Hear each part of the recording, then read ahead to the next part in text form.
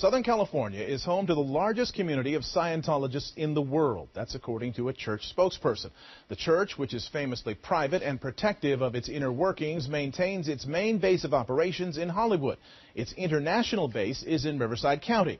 What allegedly happened inside that Scientology compound near Hemet is being called into sharp focus because of a lawsuit making its way through the courts.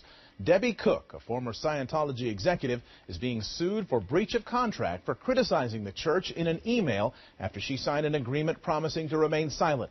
Last week, she took the stand in a San Antonio courthouse and testified about what she said happened on that property near Hemet in trailers she called The Hole. It was a place called The Hole. The windows were barred. The one entrance was guarded by security 24 hours a day. Debbie Cook, under oath and on the witness stand. Testimony from a woman who was once the face of FLAG, Scientology's spiritual mecca in Clearwater, Florida. Hello, and welcome to FLAG. I'm Debbie Cook, captain of the FLAG service organization. Cook led Scientology's largest church for 17 years. I had a tremendous passion for what I did. I had a tremendous love for what we did every day there. Cook testified that in 2005 she was summoned by the church's top leader, David Miscavige, to Scientology's international base in Riverside County near Hemet. Cook testified that's when she learned about The Hole. Mr. Miscavige briefed me about it and explained that he had put about 40 executives of Scientology International basically locked up into a room called The Hole. And he took me there personally and showed me. In her testimony, she said in May of 2007, she herself was sent to The Hole. Someone pried the window open of the office that I was in, and two big guys came in through the window. And Mr. Miscavige said to me on the phone, "Are they there?" And I said, "Yes, they are." And he said, "Goodbye." And two men physically took me away to this trailer area, which is called The Hole. Debbie Cook testified she was kept in The Hole for 7 weeks with other Scientology executives, a place she described as ant-infested. I was put in a trash can, cold water poured over me,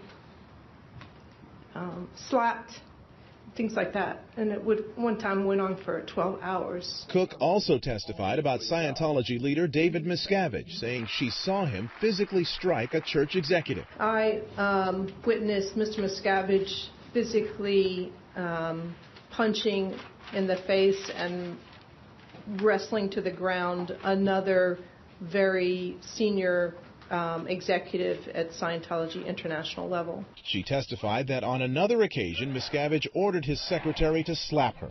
She slapped me so hard I fell over into the chairs. One time Mr. Miscavige ordered his communicator to break my finger if I didn't answer his question. The church vehemently denies Cook's allegations, calling them outrageously false. As we had predicted and feared, the defendants and their counsel have used the court's own process to make numerous gross, false, and disparaging statements. Scientology gave Cook and her husband Wayne Baumgarten each a check for $50,000 when they left the church in October of 2007. You feel what's been offered is fair and generous? Far more than fair and far more than generous. They received the checks at a meeting which took place at a Scientology compound in Florida and was videotaped by the church.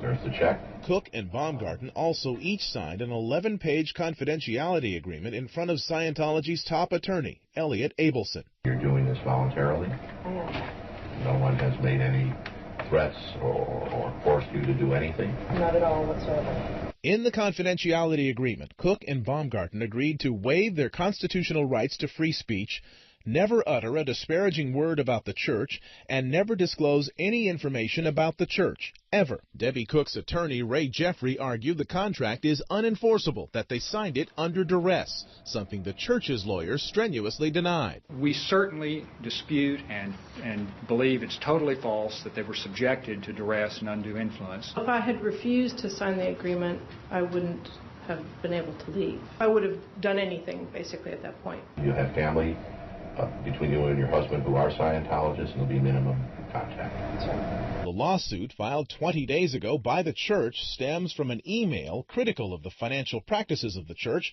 that Debbie Cook sent on New Year's Eve to more than 3,000 Scientologists. The email soon became front-page news. The church sued, saying the email violated the confidentiality agreement and asked for at least $300,000 in damages. You knew that the church would see what you did as a violation of your agreements, right? No, I knew that the church would not be happy about what I did. I didn't see it as a violation of the agreement. So you have very strong positive feelings about the Church of Scientology? Very much so.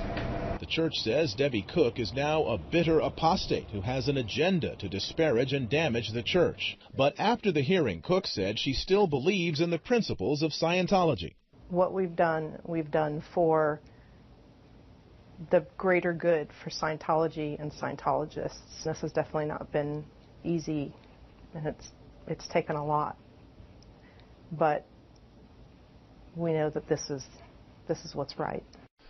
The hearing ended abruptly Friday morning when the church dropped its request for an injunction to prohibit Cook from speaking publicly about Scientology. But the church says it will continue its breach of contract lawsuit against Cook. The church has so far not agreed to do an on-camera interview.